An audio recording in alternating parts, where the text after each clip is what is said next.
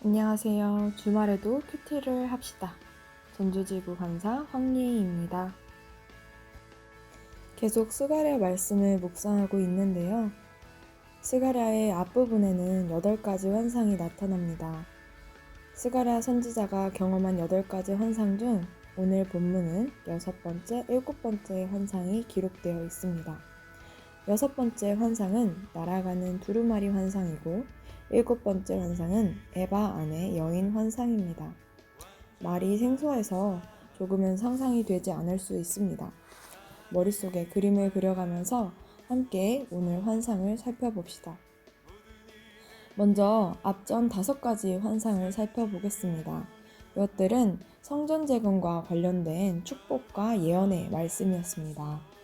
주말 동안 등장하는 6번째, 7번째 환상은 이와는 다르게 하나님의 말씀을 저버린 자에 대한 하나님의 공의로우시고 엄정한 심판의 말씀입니다.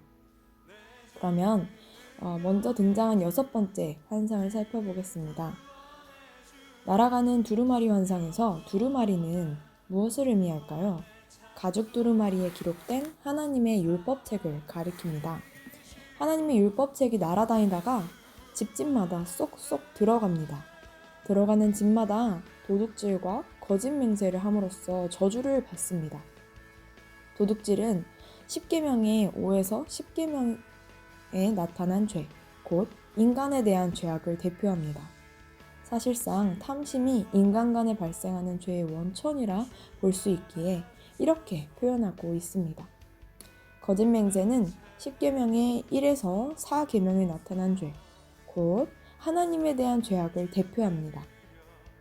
하나님께 대한 거짓 맹세는 결국 하나님을 경홀히 여김을 의미합니다.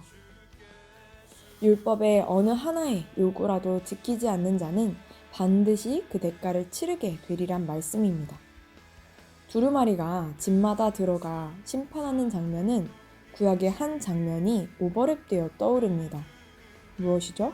바로 이스라엘의 출애굽 시 6월절 밤에 죽음의 사자가 애굽 사람들의 집을 찾아간 장면입니다. 당시 어린 양의 피가 문설주와 문틀에 발려있지 않은 집은 죽음의 사자로 인해 장자의 죽음을 맞아야 했습니다. 과연 누가 율법의 요구를 다 지킬 수 있을까요? 다른 이의 물건뿐 아니라 위치, 상태, 생각을 탐내지 않는 사람이 어디 있을까요? 하나님에 대한 사랑과 일하심, 뜻을 의심하지 않는 사람이 어디 있을까요? 거짓 맹세하지 않는 사람이 어디 있을까요? 철저하게 타락한 사람들에게 피할 수 없는 심판이 분명하게 존재한다고 오늘 본문은 말하고 있습니다.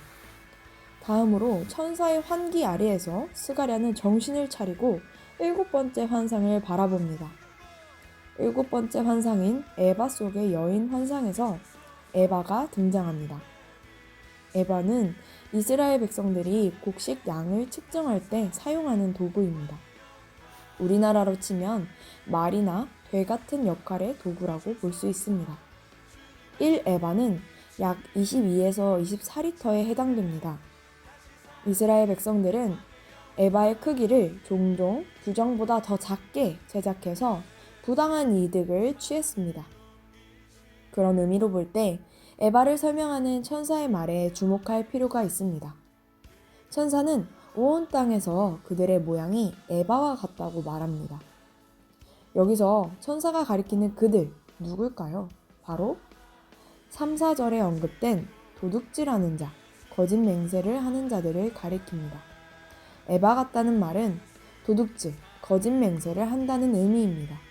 결국 도둑질과 거짓 맹세를 일삼은 자들의 모양새가 그 속이 참으로 죄악투성이인데 그것들이 다 드러나졌다라는 말입니다. 에바의 등장으로 집안에 숨거나 감추면 보이지 않았을 그들의 시커먼 속내가 드러난 셈입니다. 여러분은 도둑질, 거짓 맹세가 먼 이야기로만 들리시나요? 오늘 묵상을 통해 내 안에 감춰져 있던 탐심과 불신을 돌아봅시다. 하나님은 이런 죄를 미워하시는 분입니다. 에바의 납뚜껑이 열리더니 에바 속에 한 여인이 앉아있는 장면이 등장합니다. 이어 천사는 여인을 가리켜 악이라 말합니다. 이 여인은 악에 의인화된 존재라 보면 됩니다. 여인은 이미 에바 속에 있었는데 천사가 여인을 다시 에바 속에 던져 넣었다고 성경은 기록합니다. 바로 여인이 에바 밖으로 나가려고 했음을 추측할 수 있습니다. 왜 여인이 에바 밖으로 나가려고 했을까? 그리고 천사는 왜 에바 속에 여인을 다시 던졌을까? 하나님의 심판을 벗어나려는 여인과 그 심판을 벗어날 수 없도록 에바를 가두는 천사의 모습으로 이해하면 됩니다.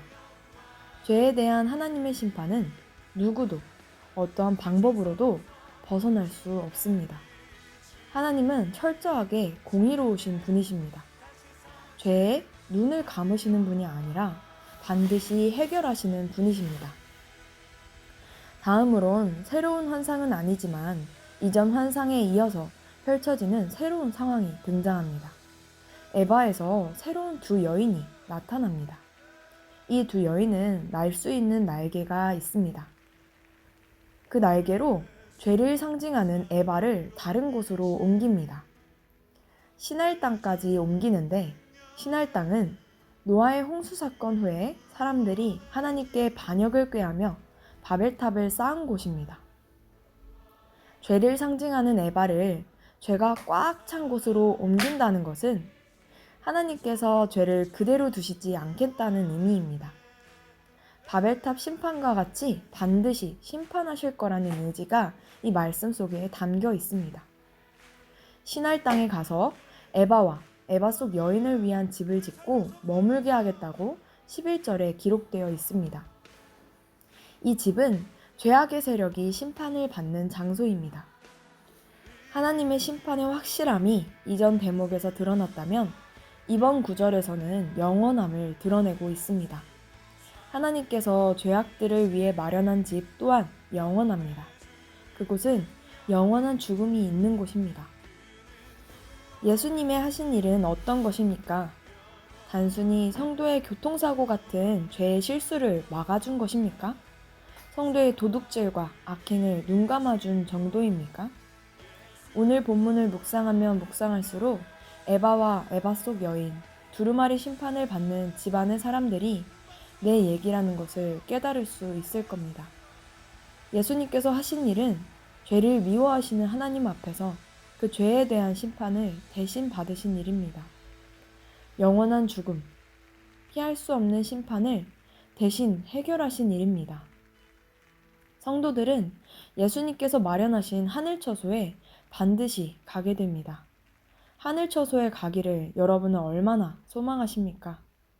하나님의 공의, 죄의 심판을 알지 못한다면 예수님의 사랑 또한 우리는 알 수 없습니다. 죄를 미워하시는 하나님을 따라 우리 또한 죄를 미워하며 죄에서 완전하게 하시는 예수님을 찾아야 합니다. 이전 환상에서 성전은 오직 사람이 아닌 하나님의 능력으로 세워진다 했습니다. 죄악이 가득한 이스라엘이지만 성전을 세우심은 어떻게 된 일입니까? 바로 예수님이 하신 일이 이렇습니다. 부패한 우리 안에 예수님은 하나님의 거할 곳을 만들어 주셨습니다. 여러분 안에 오직 그 예수님만 사시길 축복하며 메시지를 마무리하겠습니다.